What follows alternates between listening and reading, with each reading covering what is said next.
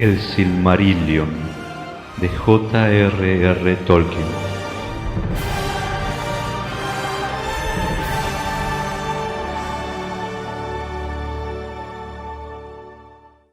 Valacuenta. Historia de los Valar y los Maiar según el saber de los Eldar. En el principio, Eru, el único, que en la lengua élfica es llamado Ilúvatar, hizo a los Ainur de su pensamiento, y ellos hicieron una gran música delante de él. En esta música empezó el mundo, porque Ilúvatar hizo visible el canto de los Ainur, y ellos lo contemplaron como una luz en la oscuridad. Y muchos de entre ellos se enamoraron de la belleza y la historia del mundo que vieron comenzar y desarrollarse como en una visión.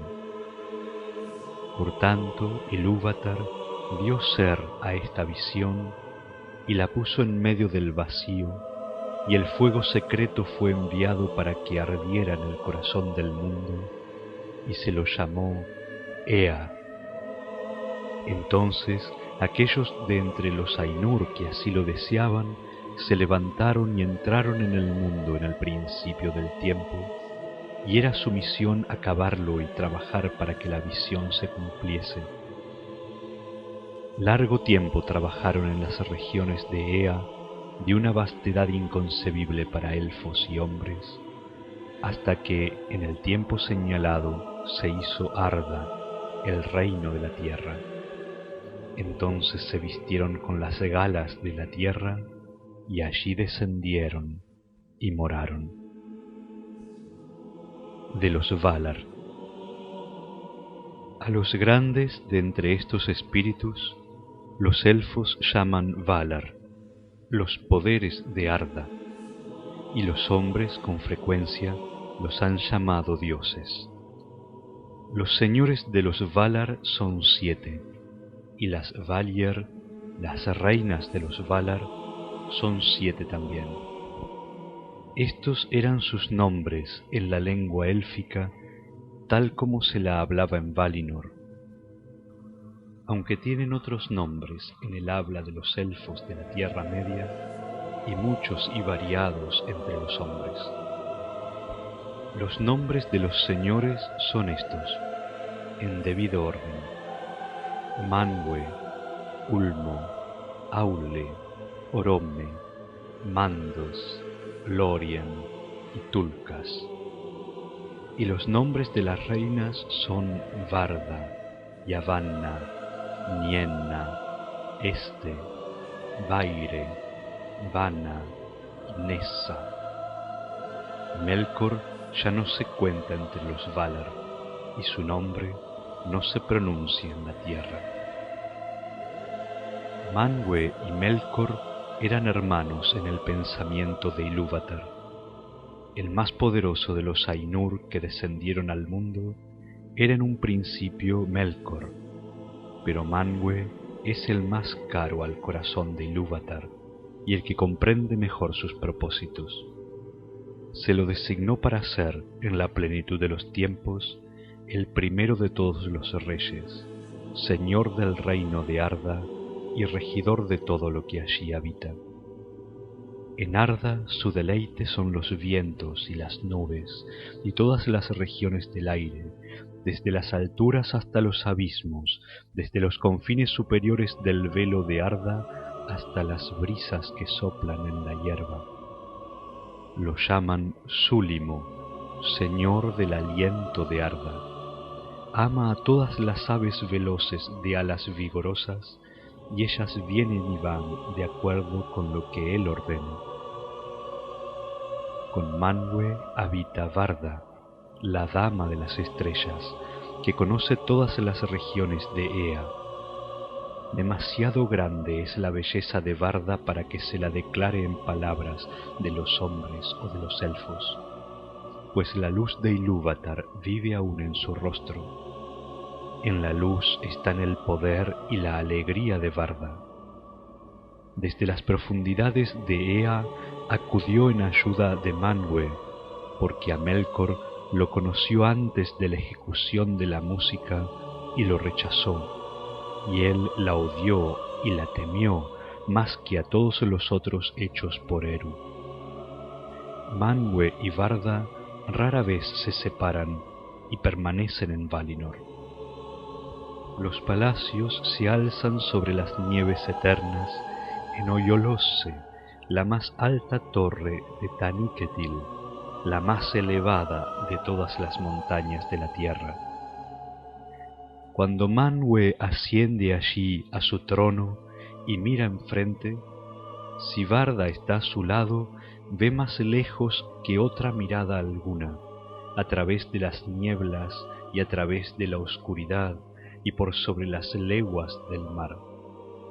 Y si Manwë está junto a ella, Varda oye más claramente que todos los otros oídos el sonido de las voces que claman de este a oeste, desde las colinas y los valles, y desde los sitios oscuros que Melkor ha hecho en la tierra. De todos los grandes que moran en este mundo, a Varda es a quien más reverencian y aman los elfos. La llaman Elbereth, e invocan su nombre desde las sombras de la Tierra Media, y la ensalzan en cantos cuando las estrellas aparecen. Ulmo es el señor de las aguas. Está solo. No habita mucho tiempo en parte alguna, sino que se traslada a su antojo por las aguas profundas alrededor de la tierra o debajo de la tierra. Sigue en poder a Manwë, y antes de que Valinor fuera hecha, era el más próximo a él en amistad, pero después raras veces asistía a los consejos de los Valar, a menos que se debatieran muy grandes asuntos, porque tiene siempre presente a toda Arda y no necesita lugar de descanso. Además, no le agrada andar sobre la tierra y rara vez viste un cuerpo a la manera de sus pares. Cuando los hijos de Eru llegaban a verlo, sentían un gran terror, pues la aparición del Rey del Mar era terrible, como una ola gigantesca que avanza hacia la tierra, con un yelmo oscuro de cresta espumosa y una cota de malla que resplandece pasando del color plata a unas sombras verdes. Altas son las trompetas de Manwë, pero la voz de Ulmo es profunda como los abismos del océano que sólo él ha visto. No obstante, Ulmo ama tanto a los elfos como a los hombres, y nunca los abandona, ni aun cuando soportan la ira de los Valar.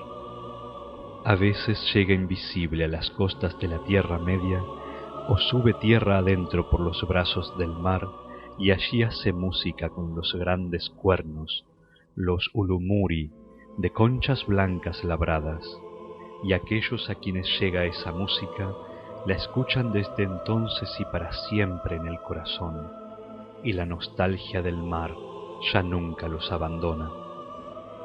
Pero Ulmo habla sobre todo a los que moran en la Tierra Media con voces que se oyen solo como música del agua, porque todos los mares, los ríos y las fuentes le están sometidos, de modo que los elfos dicen que el espíritu de Ulmo corre por todas las venas del mundo. Así le llegan a Ulmo las nuevas, aun en las profundidades abismales, de todas las necesidades y los dolores de Arda, que de otro modo permanecerían ocultos para Manwë. Poco menos poder que Ulmo tiene Aule. Domina todas las sustancias de que Arda está hecha. En un principio trabajó mucho en compañía de Manwë y Ulmo, y fue él quien dio forma a las tierras. Es herrero y maestro de todos los oficios, y los trabajos que requieren habilidad, aun los muy pequeños, tanto como las poderosas construcciones de antaño. Suyas son las gemas que yacen profundas en la tierra, y el oro que luce en la mano, y también los muros de las montañas y las cuencas del mar. Los Noldor fueron quienes más aprendieron de Aule, quien fue siempre amigo de ellos. Melkor estaba celoso, pues Aule era el que más se le parecía en pensamiento y en poderes, y hubo entre los dos una prolongada lucha en la que Melkor siempre estropeaba o deshacía las obras de Aule, y Aule se cansaba de reparar los tumultos y los desórdenes provocados por Melkor. Ambos también deseaban hacer cosas propias que fueran nuevas y que los otros no hubieran pensado, y se complacían en las alabanzas de los demás.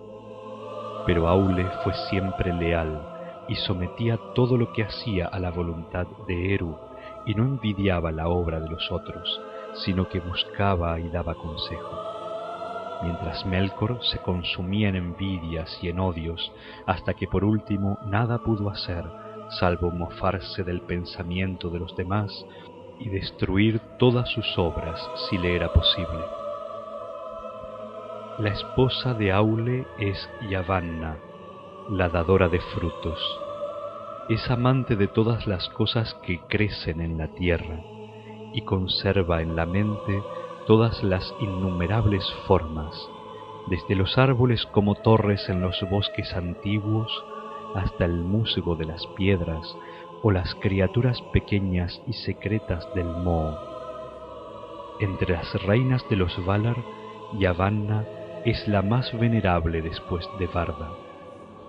En forma de mujer es alta y viste de verde, pero a veces asume otras formas. Hay quienes la han visto erguida como un árbol bajo el cielo, coronada por el sol, y de todas las ramas se derramaba un rocío dorado sobre la tierra estéril que de pronto verdeaba con el trigo. Pero las raíces del árbol llegaban a las aguas de Ulmo y los vientos de Manwë hablaban en sus hojas. En la lengua Eldarin la llaman Kementari, reina de la tierra. Los Feanturi, los amos de los espíritus, son hermanos, y con mucha frecuencia responden a los nombres de Mandos y Lórien. Sin embargo, estos son los nombres de los sitios en que habitan, y ellos en verdad se llaman Namo e Irmo. Namo, el mayor, habita en Mandos, en el oeste de Valinor. Es el guardián de las casas de los muertos, y convoca a los espíritus de quienes tuvieron una muerte violenta. No olvida nada, y conoce todas las cosas que serán, excepto aquellas que aún dependen de la libertad de Ilúvatar. Es el juez de los Valar, pero condena y enjuicia solo por orden de Manwë. Vaire, la tejedora, es su esposa, que teje todas las cosas que han sido alguna vez en el tiempo en tramas de historias, y las estancias de Mandos, más amplias a medida que transcurren las edades, se adornan con ellas. Irmo, el menor, es el patrono de las visiones y los sueños.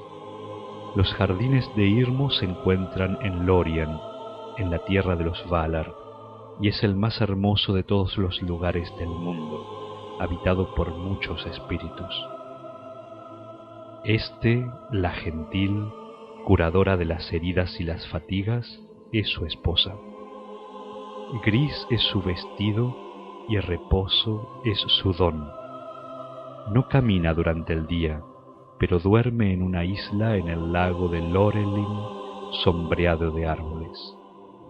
Las fuentes de Irmo y calman la sed de todos los que moran en Valinor, y a menudo los mismos Valar acuden a Lórien y encuentran allí reposo y alivio de la carga de Arda. Más poderosa que es Nienna, hermana de los Feanturi. Vive sola, está familiarizada con el dolor y llora todas las heridas que ha sufrido Arda por obra de Melkor. Tan grande era su pena mientras la música se desplegaba, que su canto se convirtió en lamento mucho antes del fin, y los sonidos de duelo se confundieron con los temas del mundo antes que éste empezase.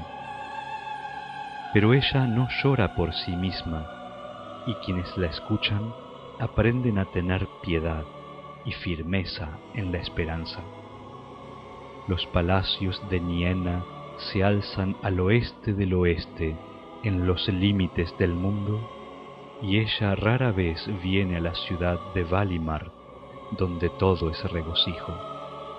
Visita sobre todo los palacios de Mandos que están cerca de los suyos, y todos los que la esperan en Mandos claman por ella, pues fortalece los espíritus y convierte el dolor en sabiduría. Las ventanas de su casa miran hacia afuera de los muros del mundo. El más grande en fuerza y en proezas es Tulkas, a quien llaman Astaldo el Valiente. Fue el último en llegar a Arda para ayudar a los Valar en las primeras batallas contra Melkor. Ama la lucha y los torneos de fuerza, y no monta a caballo, pues corre más rápidamente que todas las criaturas que andan a pie y no conoce la fatiga. Tiene el pelo y la barba dorados y la piel rojiza. Sus armas son las manos. Poco caso hace del pasado o del futuro, y no es buen consejero, pero sí un amigo intrépido. Su esposa es Nessa, hermana de Orome, y también ella es ágil y ligera de pies. Ama a los ciervos, y ella va detrás de su séquito toda vez que ella se interna en las tierras salvajes, pero los vence en la carrera, veloz como una flecha con el viento en los cabellos. La danza la deleita, y danza en Valinor, en los prados siempre verdes. Orome es un poderoso señor. Aunque no tan fuerte como Tulkas, es más terrible en cólera, mientras que Tulkas ríe siempre, en el juego como en la guerra, y llegó a reírse en la cara de Melkor en las batallas de antes que los elfos nacieran. Orome amaba la Tierra Media, la dejó de mala gana y fue el último en llegar a Valinor, y en otro tiempo volvía a menudo al este por las montañas y regresaba con su ejército a las colinas y las llanuras. Es cazador de monstruos y de bestias feroces, y encuentra deleite en los caballos y los perros, y ama a todos los árboles, por lo que recibe el nombre de Aldaron, y los Sindar lo llaman Tauron, el señor de los bosques. Nahar es el nombre de su caballo, blanco al sol y de plata refulgente por la noche. El gran cuerno que lleva consigo se llama Valaroma, y el sonido de este cuerno es como el ascenso del sol envuelto en una luz escarlata o el rayo que atraviesa las nubes. Por sobre todos los cuernos de su ejército se oyó a Valaroma en los bosques que Yavanna hizo crecer en Valinor, pues allí preparaba Orome a gente y bestias para perseguir a las criaturas malignas de Melkor. La esposa de Orome es Vanna, la siempre joven, hermana menor de Yavanna. Las flores brotan cuando ella pasa, y se abren cuando ella las mira, y todos los pájaros cantan cuando ella se acerca. Estos son los nombres de los Valar y las Valier, y aquí se cuenta brevemente qué aspecto tenían, tal como los Eldar los contemplaron en Amman. Pero aunque las formas en que se manifestaron a los hijos de Ilúvatar parecieran hermosas y nobles, no eran sino un velo que ocultaba su hermosura y su poder. Y si poco se dice aquí de todo lo que una vez supieron los Eldar, no es nada en comparación con lo que ellos son en verdad, pues se remontan a regiones y edades que nuestro pensamiento no alcanza. Entre ellos, 9 eran los más poderosos y venerables, pero uno fue eliminado y quedaron 8, los Aratar, los principales de Arda: Manwë y Barda, Ulmo, Yavanna y Aule, Mandos, Nienna y Orome. Aunque Manwë es el rey y responsable de la lealtad de todos a Eru, son pares en majestad y sobrepasan sin comparación a todos los demás, Valar o Maiar, o a cualquier otro enviado por Ilúvatar a Ea. De los Maiar. Con los Valar vinieron otros espíritus, que fueron también antes que el mundo, del mismo orden de los Valar, pero de menor jerarquía. Son estos los Maiar, el pueblo sometido a los Valar, y sus servidores y asistentes. El número de estos espíritus no es conocido de los elfos, y pocos tienen nombre en las lenguas de los hijos de Ilúvatar. Porque aunque no ha sido así en Aman, en la Tierra Media los Maiar rara vez se han aparecido en forma visible a los elfos y los hombres. Principales entre los Maiar de Valinor, cuyos nombres se recuerdan en las historias de los días antiguos, son Ilmare, doncella de Varda, y Eonwe, el portador del estandarte y el heraldo de Manwë, con un poder en el manejo de las armas que nadie sobrepasa en Arda. Pero de todos los Maiar, Osse y Uinen son los más conocidos de los hijos de Ilúvatar. Osse es vasallo de Ulmo y amo de los mares que bañan las costas de la Tierra Media. No desciende a las profundidades, pero ama las costas y las islas, y se regocija con los vientos de Manwë, se deleita en las tormentas y se ríe en medio del rugir de las olas. Su esposa es Uinen, la señora de los mares, cuyos cabellos se esparcen por todas las aguas bajo el cielo. Ama a todas las criaturas que habitan en las corrientes salinas y todas las algas que crecen allí. A ella claman los marineros, porque puede tender la calma sobre las olas, restringiendo el frenesí salvaje de Osse. Los Númenóreanos vivieron largo tiempo bajo la protección de Uinen y la tuvieron en igual reverencia que a los Valar. Melkor odiaba al mar, pues no podía someterlo. Se dice que mientras hacían a Arda, intentó ganarse la lealtad de Osse, prometiéndole todo el reino y el poder de Ulmo si lo servía. Así fue que mucho tiempo atrás hubo grandes tumultos en el mar que llevaron ruina a las tierras. Pero Uinen, por ruego de Aule, disuadió a Osse y lo condujo ante Ulmo, y fue perdonado, y volvió a su servicio, y le fue fiel la mayoría de las veces, porque nunca perdió del todo el gusto por la violencia, y a veces mostraba una furiosa terquedad, aun sin el consentimiento de Ulmo, su señor. Por tanto, los que habitan junto al mar o se trasladan en embarcaciones suelen amarlo, pero no confían en él. Melian era el nombre de una Maia que servía a Vana y a Este.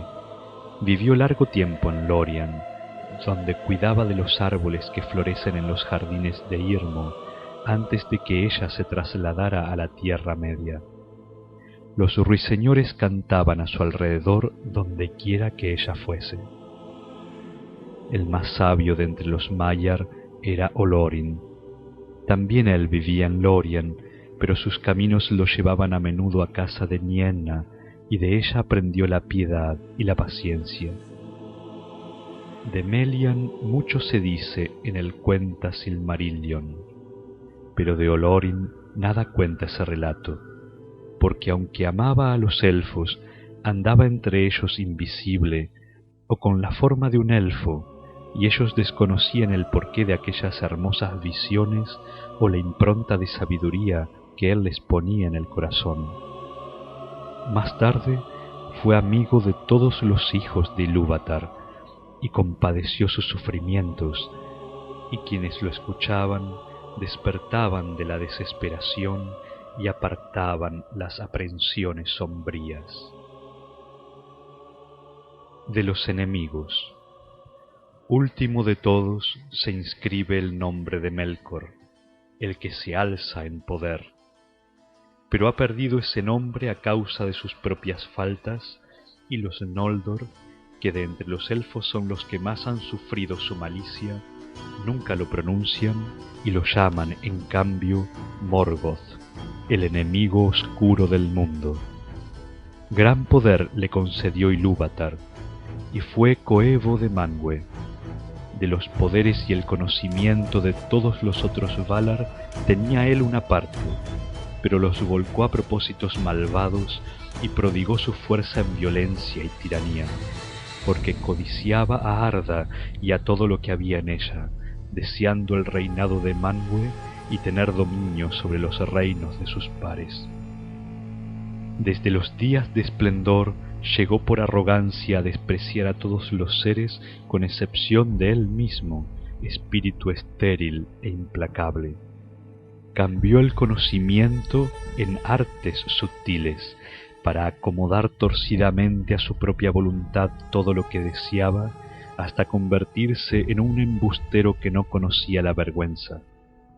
Empezó con el deseo de la luz, pero cuando no pudo tenerla solo para él, descendió por el fuego y la ira a una gran hoguera que ardía allá abajo, en la oscuridad. Y fue la oscuridad lo que él más utilizó para obrar maldades en Arda, e hizo que las gentes de Arda tuviesen miedo de todas las criaturas vivientes. Sin embargo, tan grande era el poder de su levantamiento, que en edades olvidadas contendía con Manwë y todos los Valar, y por largos años tuvo a Arda sometida en la mayor parte de las regiones de la tierra. Pero no estaba solo, porque de entre los Maiar muchos se sintieron atraídos por el esplendor de Melkor en los días de su grandeza, y permanecieron junto a él hasta el descenso a la oscuridad, y después corrompió a otros y los atrajo con mentiras y regalos traicioneros. Terribles entre ellos eran los Valaraucar, los azotes de fuego que en la Tierra Media recibían el nombre de Balrogs, demonios de terror. Entre sus servidores con nombre, el más grande fue ese espíritu a quien los Eldar llamaron Sauron, o Gorthaur el Cruel. Se lo contó al principio entre los Maiar de Aule, y fue siempre una figura poderosa en las tradiciones de ese pueblo. En todos los hechos de Melkor, el Morgoth en el reino de Arda, en las vastas obras que él edificó y en las trampas que tendía, Sauron tuvo parte, y era menor en maldad que su amo, sólo porque durante mucho tiempo sirvió a otro y no a sí mismo. Pero en años posteriores se levantó como una sombra de Morgoth y como un fantasma de su malicia, y anduvo tras él por el mismo ruinoso sendero que descendía al vacío. Aquí concluye el Valacuenta.